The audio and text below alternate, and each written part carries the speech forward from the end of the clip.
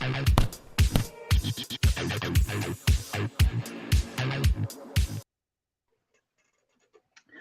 there, boxing fans around the world. Thank you for joining me once again here on Talk and Fight for another episode of Boxing News Today.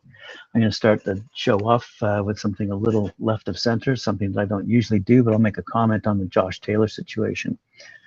Josh Taylor, as you know, was stripped of his title by the WBA, who are today talking to their top 6 contenders to find an appropriate solution. Josh Taylor, basically, who's fighting currently, or was fighting at 140 pounds. He's looking to move up to 147. What's that, super lightweight division, I think. And the point of the matter is he, because he's looking to move up, he's not really seriously interested in their number 1 contender at the WBA level, which is, I believe, what's his name, Alberto Puello. Okay. He is their number 1 contender, and so Josh Taylor basically didn't want to negotiate for that fight, which I think was being offered at him for $100,000, roughly around there. So, I mean, you've got Alberto Puello, Ismael Barrasso, Hara Davis, Sandor Martin, Regis Progress, and Batur Atamiyov. Realistically, Regis Progress may be the top of that group of talent if you want. But the one name that jumps out, that surprises me, that they've left off in that conversation is Jack Catterall. As you know, Jack Carroll and Josh Taylor went toe-to-toe. It was a hard-fought battle, and the decision was given to Josh Taylor. So I was kind of surprised to see when the list came out as to who would be meeting with the WBA to find their solution, that Jack Carroll was not mentioned. I just want to read a quick little quote here. Each team will have 15 minutes. This is today. Each team will have 15 minutes to present its case with no time extension. The panel will then have 5 minutes after each presentation to ask questions, and after time deliberation on each case, will present its opinion to President Mendoza, who will have the final decision. Kind of a weird way of working around a solution, but anyway, that's the WBA, and that's the update on Josh Taylor, who we look forward to fighting at 147. Elsewhere in the world, let's have a quick look here at York Hall, London, England, on the 20th of May. That's this Friday, I believe. Brad Foster reckons he could be up against the best super bantamweight in Europe on Friday when he takes on Ionut Baluta, with the WBC international title at stake. So Foster returns to York Hall, scene of his memorable doubleheader against Lucian Reed, bidding to get back at the winning track after parting from his British Commonwealth IBF international belts in his challenge for the European title held by Jason Cunningham in October of last year.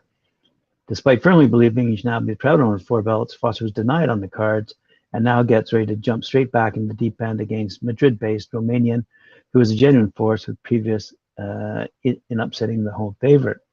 He's a very good fighter, probably the best in Europe, to be honest, assessed Foster, who insists he gave no thought in returning to the fighting fold with an 8-round workout. Nah, because that is easy, isn't it? It was easy to do an 8-rounder and just beat up some. I'd rather have a fight that actually means something and take a bit of a risk. That's how you get recognized in this game, taking risks. So, incredibly, for one so young, at the age of 24, Foster is entering into his 9th straight title fight, with 5 of them being full 12-round distance. He now goes over a 10-rounder against Baluta and promises a proper battle at Bethnal Green, and that's at York Hall in London. Oh, speaking of London, at the O2 Arena, a day later, Craig Richards is going to take on Joshua Buatsi. I mentioned this yesterday and offered a few quotes from Buatsi, so now it's Craig Richards' turn. Richards, 17-2 with 10 knockouts, is hunting down another crack at the WBA belt. He's already boxed 4, and he bounced back from a slender defeat to champion Dimitri Bivol a year ago by stopping Marek Mitka in the arena, at the O2 Arena in October, to land the vacant WBA international belt. Spider knows that while he's boxed for a world title, this could be a big night at that event, with his fellow South Londoner touted as world champion in waiting since turning pro with Eddie Hearn after landing Olympic bronze in 2016. That would be Buatsi. Richard concedes that his opponent has the pedigree, but he's done the harder yards in the paid ranks to date, and that will be the difference on the night. He said, "It's an exciting fight. He's been talked about as being the guy in the division, but I believe I've earned my place as the guy in the division. People base that for him off speculation and for me off my wins. The talking is over now, and we'll see who's number 1. He did well as an amateur around the world and in the Olympics. You can't argue with that. Are those skills transferable to the pros? He was tipped to be one of the fighters that's top of the Olympics to do the big things as a professional. I've jumped into deep waters and I've proved myself. I've been the underdog time and time again. We're yet to see that from Josh. There hasn't been a fight he's been in that anyone said, this is a 50-50 fight. I think Josh could lose this fight. Talking about who has a better CV, he's unbeaten, but I've had the hard fights. He's had the amateur pedigree, and he's been guided into a safer journey. He's earned that right, of course, but with me, I've had to jump right in, sink or swim, and he's played it safe. But the safety cap is off now. All right, so we look forward to that result. As I said, that fight taking place this Saturday in London. Split T management sent a note regarding 4 of their fighters who they're pretty proud of over this past weekend who had knockouts, and they wanted me to make mention of these names, so I will. On Friday night, as we all know, Sonny Konto, that's why we know, because he was featured as the Knockout of the Week award given out by Cedric Ben and Mike Gore this past Sunday. Anyway, on Friday night, Sonny Konto remained undefeated with a 3rd round stoppage over Justin Rolfe in a scheduled 6-rounder in their heavyweight bout in front of a packed crowd in the Parks Casino in Bensalem, Pennsylvania. Konto, by the way, is promoted by Top Rank. Also on Friday night in Sacramento, junior lightweight Kevin Montano stopped veteran Corbin Page in the opening round of their scheduled 4-rounder. Montano is now 3-0 with 2 knockouts. Saturday night in Newark, New Jersey, Brian Caballo remained undefeated with a 6-round stoppage over Gerald Sherrill. Caballo, who was making his 2022 debut, took apart Sherrill, who appeared on the latest edition of The Contender, and finished him off at 2 minutes, 10 seconds in round 6 of their scheduled 8-rounder. With the win, the New York native raises his mark to 13-0 with 7 knockouts. Caballo, by the way, is promoted by 360 Promotions. On that same card at the Robert Treat Hotel, welterweight Kashad Elliott scored his 2nd consecutive knockout when he took out Trey Martin in round number 1. Elliott battered Martin until the bout was stopped at 2 minutes 53 seconds, and the Plainsfield, New Jersey native is now 2-0 with 2 knockouts. Good for him. Alrighty, congrats to those Split T management group of 4, and we look forward to seeing more from them. Elsewhere, over in Milan, Italy, we saw a fight on Friday night at the Alliance Cloud featuring Giovanni Di Carlos against Daniele Scardina. Former WBA World Super Middleweight Champion Giovanni Di Carlos dominated WBO Intercontinental Champion Daniele Scardini for 5 rounds at the Alliance Cloud in Milan, Italy, in front of 5,000 fans, with about 1,000 of them coming from Rome to support Di Carlos, who's promoted by Opie since '82, and Matchroom DAZN streamed the show live. Di Carlos attacked Scardini from the beginning, won every round, dropped Scardini at the end of the 4th round, and dropped him again at the start of the 5th. The referee had no choice but to stop the action. Now Di Carlos moved to 31, 10, and 1 with 15 knockouts, while Scardini goes to 20 and 1 with 16 knockouts. Scardini was number 10 in the WBO rankings, and now that position should go to Di Carlos. Good stuff. In the main supporting bout, European Super Bantamweight champion Mary Romero defeated on points Maria Cecchi. The fight was disappointing for the 2 competitors, as for the fans, with a lot of rough action, including a headbutt by Cecchi.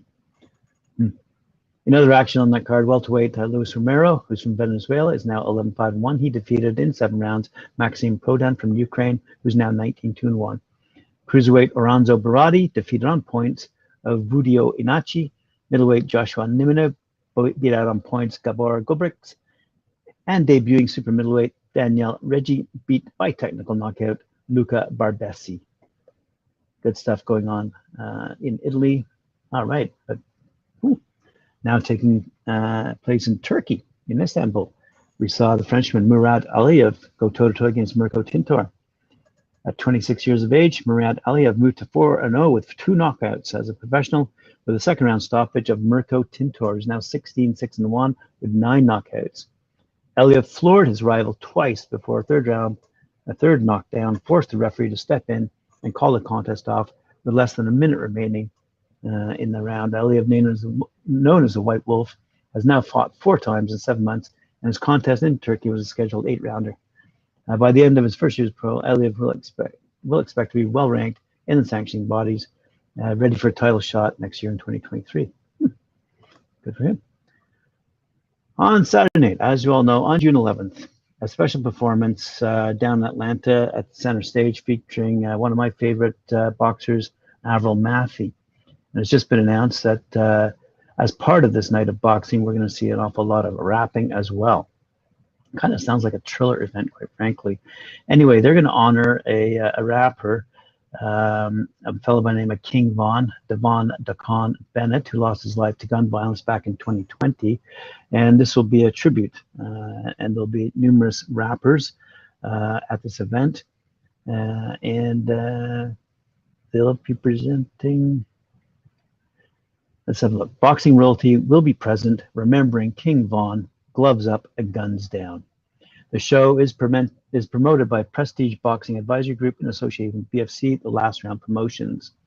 I've mentioned all these names before who'll be fighting on this fight, but as I said, I'm looking forward to seeing the outcome of Avril Mathie. And when I saw that we had a new press release, courtesy of our friends over at Boxing 247 come on, in front of my computer here, I thought it was going to be announcing finally who Avril Mathie would be fighting, but still her opponent is to be determined. As Avril Mathie is fighting out of Miami, courtesy of native Australia, currently has a 7-0-1 record, and is looking to extend her knockout streak. Anyway, onwards and upwards. Sonny Edwards is, check this out, 1 billion% serious about challenging new world bantamweight champion Paul Butler. I, for one, have not heard that before. Anyone being 1 billion%, sorry. But Edwards, the unbeaten flyweight title holder, doesn't believe Butler would accept the fight, even though Showtime would be moving up 2 weight divisions to make it happen. Edwards said, if I was Paul Butler, I'd stay every possible mile in the world away from me. Butler has been elevated to full WBO World Bantamweight Champion after John Riel Casimero was stripped of the belt, having contravened weight making rules in the build-up to his Pro Bellum Liverpool fight. Jonas Sultan stepped in as a replacement, but found Butler in the form of his career as the Ellesmere Port fighter was won convincingly on points to take the interim title. So in a post on social media last week, Edwards threw his hat into the ring to be the opponent for Butler's first defense of his WBO crown, and the 26-year-old has doubled down on his challenge to the new champion. Yet, the IBF king at 112 pounds is not convinced Butler and his team would be prepared to risk the title in the fight with him. He said, and I quote, I am 1 billion% serious about fighting Paul Butler. I don't say things that don't mean, not in boxing, not in my private life. It's a fight I'd be 100% confident with. It would be an inter-pro bellum fight. It would be an all-British world title fight, but I really couldn't see it happening, if I'm honest, because if I was Paul Butler, I'd stay every possible mile in this world away from me, and I think that would be the response. I think Paul's coach, Joe Gallagher, is probably much smarter than that as well, but it's a fight that I would like, and it was never really on my radar until a few months ago when I got dragged into a back and forth on Twitter with his dad. But Paul's a good fighter, don't get confused. Edwards, by the way, has described Butler's victory over Sultan last month as a good win, but he believes he'd be too much for the bantamweight title holder. For me, Edwards concludes there are 2 levels to boxing. It's a fight that allowed me to prove the mindset that I'm willing to go up and down in weights to where the fight makes sense. Well, good luck to Pro Bellum on that one. See what happens. All right, Anthony Yarde, speaking of speakers, Anthony Yarde said he's looking to destroy the winner out of the unification battle between Joe Smith Jr. and Artur Beterbiev. That takes place in June, in a week where he celebrates clocking up 7 years as a professional boxer. The 2 light heavyweight champs put their WBO, WBC, and IBF belts on the line on June 18th in New York. And Yarde is planning traveling over to Madison Square Garden to size up the opposition for his challenge that should come around later this year. I'm going to keep a close eye on it when they fight each other, and I'll be looking to destroy the winner, stated Yarde, who feels his previous world title shot will stand him in good stead. I definitely feel in a better place. The reason I feel in a better place is because I've gained more experience, and I've been at that level before. I would say there's not much pressure, but there's always going to be pressure. I've got the experience, and with that said, I feel like I know now what I need to do. Yarde reasoned he has no regrets when sitting down with Deb Sani on the Unibet Lowdown to look back on his 7 years as a professional boxer. You can see the entire interview with him and what Yarde has to say regarding his next chapter, or how he sees his next chapter in his fight career evolving, because he's had his ups and downs prior to COVID and during COVID. And it'll be interesting to see where Anthony Yarde finishes up after that battle takes place in June. All right, final story of the day. Let's fly over to Istanbul, Turkey again, where USA Boxing Board of Directors member Elise Seignolle was recently voted as one of the 10 new independent directors of the IBA Board of Directors, after earning the most votes of all candidates during the final day of the IBA Extraordinary Congress held in Istanbul, Turkey. I'm grateful for all the support. However, there's a lot of work to be done, stated Seignolle. I feel like this is a huge win with the top 3 board of directors that were voted on because there are females at the Women's World Championships. This represents the start of a change in leadership and culture. Said Mike McAtee, USA Boxing Board of Directors, Elise is uniquely qualified to be an independent board of director for IBA. Her finance background will be invaluable in helping IBA with financial accountability and transparency. Also, her energy, business knowledge, ability to connect with people, and her boxing tenacity will all be used to make a difference in helping change the leadership and culture of Olympic-style boxing.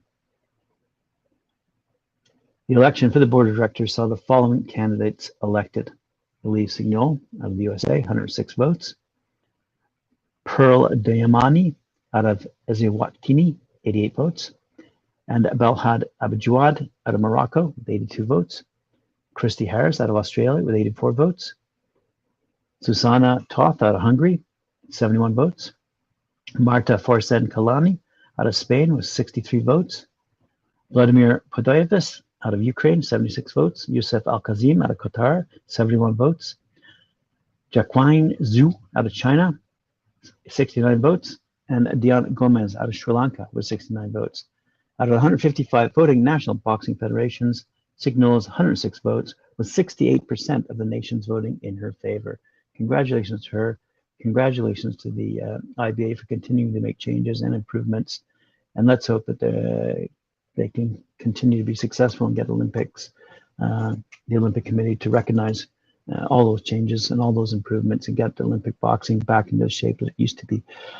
All right, that's all the news I've had to report for you today. Thank you for joining me. Appreciate it. Remember to like, share, subscribe, hit that notification bell.